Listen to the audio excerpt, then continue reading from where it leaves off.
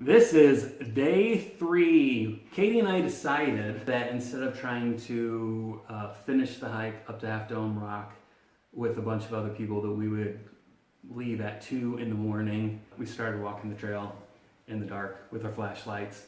We got to a fork in the road. We decided which direction to take. We took the left path, which walked us all the way back. It's like in a circle. To that sign that said, campsite this way, that I pointed out in one of the previous videos. So we walked way out of our way, came to that sign, we're like, darn it. So we had to walk all the way back, and then we took the path to the right. Now, I had hurt my leg, I pulled a groin going up Misty Trail, and it was murder doing this hike up the Half Dome. We were walking so slow. Just to jump back, I went to Yosemite National Park with her mom and my dad and a couple of my siblings. And her mom, Sue, was telling us that she read the way to do long hikes, the way to survive them, is to take small steps. She kept saying this, and it was really annoying me. And I was like, Sue, shut up, I don't care. I'll walk how I want. I'll take big steps, I'll walk as fast as I want. But honestly, it saved my life when I was doing the Angel's Landing. I know I'm jumping around, but I was doing Angel's Landing, and you have to do these switchbacks called Walter's Wiggles. And they were murder. And the only thing that got me through that was little steps, little steps, little steps. I got up there doing little steps, little steps. Thanks, Sue, but I wanted you to shut up. Anyway, little steps is what got me to Half Dome Rock as well. It was painful, it was pitch black. It's cold. Yes. And this is where I didn't have my jacket. Anything. She took olives instead. I sure did. Okay, so I'm not sure you regret that decision. this is Half Dome. This is at the base. This is the last 100 yards or whatever to get to the top. You can see the cables there. These photos are going to be out of order a little bit. So this is a photo I took. This is a panoramic from the base of Half Dome. The sun was coming up right behind that little mound right there. It was super amazing to be up there. We made it to the cables, and I got up a decent amount, not the whole way, but a decent amount. And then I started noticing that I didn't have strength in my left leg anymore. And so I was kind of freaking out, and it was so painful every time I would move that leg. So I started trying to use more of my upper body strength, because there's the cables that you can hold on to, and I was thinking I could still do this, just rely more on my arms. That did not last very long. So after a while of using, mainly my arm strength, and I started getting scared, because there's going to get a point where my arms are going to give out, and I'm going to be up higher, and this is going to be bad news. And I was looking up, and I was feeling the pain in my leg, and I basically had to make a call, and I didn't make it up to the top of Half Dome, which is really a bummer, because this whole trip was based off of this one hike for me. So I made it, a third of the way up the cables, and then I had to come back down, and then I just sat down there and watched Katie as she succeeded. It was slow going, but she made it all the way up to the top. And there will be thousands of selfies proving that she made it up there. But while and I was waiting for her. My whole plan was to wait at the bottom of the cables for her, but it was freezing. It was so cold. And as she had mentioned earlier, she didn't have a jacket. I gave her my windbreaker. So I had that little thin hoodie on and my windbreaker, and I gave her my windbreaker, and it was so cold. I couldn't wait up there anymore. I even busted out my rain poncho and wrapped that around me. I tried hiding in between rocks, hoping that would save me from the wind, and it just, sorry about that, it wasn't enough, and I couldn't wait for her anymore.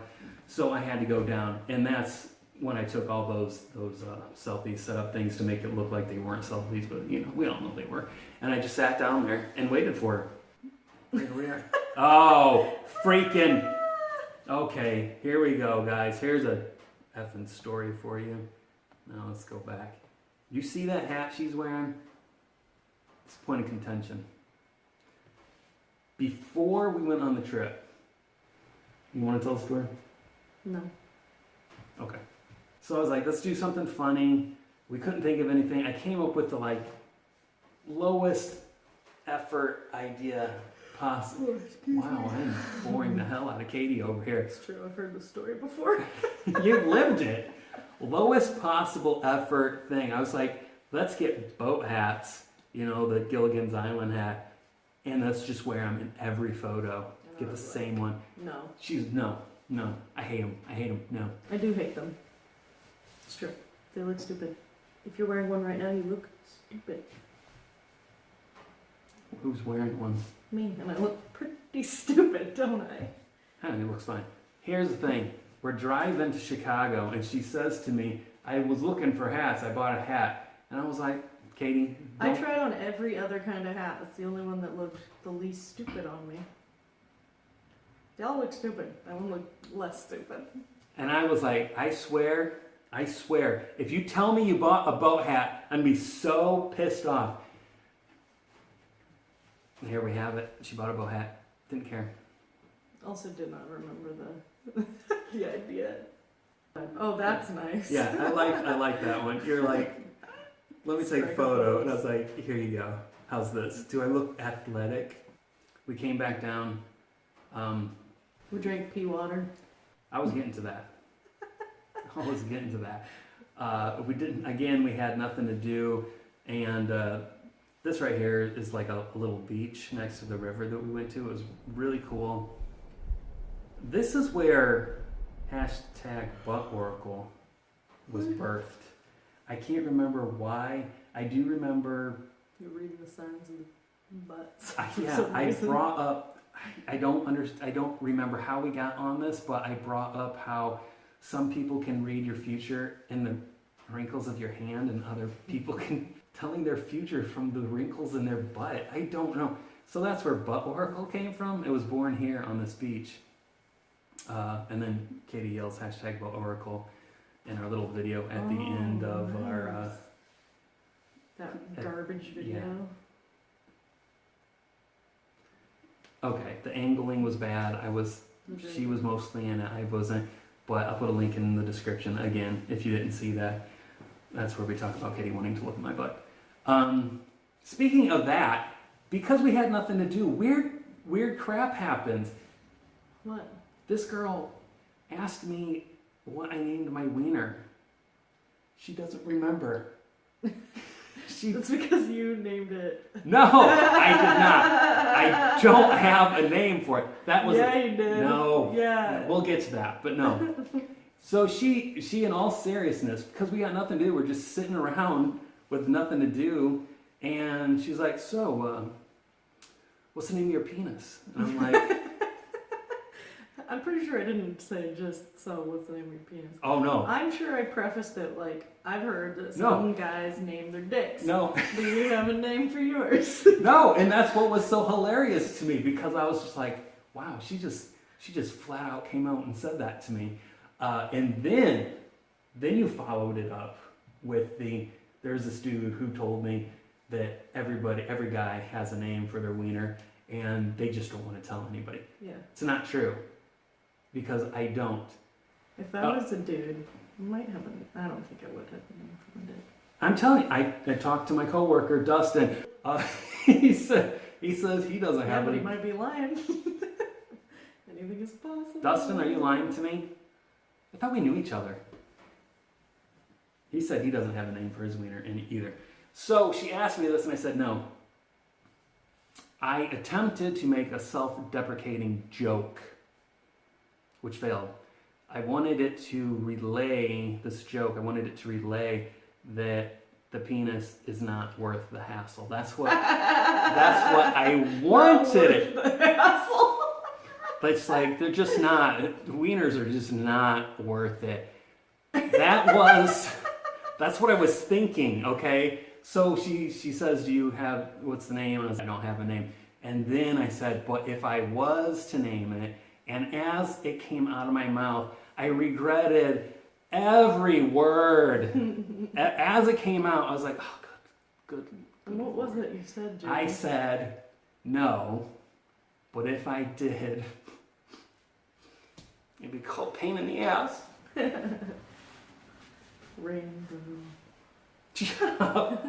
So, I don't, and it's not, and it never will be. So she learned that about me, and I learned that she has no problem drinking out of a jar that previously held urine. So I think all in all, we're on even ground there with that. But yeah, at this beach, I don't know, butt oracle came up, and then I suggested anus mancer, hashtag anus mancer. If you have any other good, like, names for what you would call somebody who reads the future of somebody from their butthole, then put that in the comment section below. I should have probably mentioned from the beginning that some of this conversation wouldn't necessarily be family friendly. Our butthole's not family friendly. I don't know. Everybody has one. We do. Okay, so leave a comment, let us know, hashtag butt oracle or anus mancer. Give us your ideas. So that was day 3.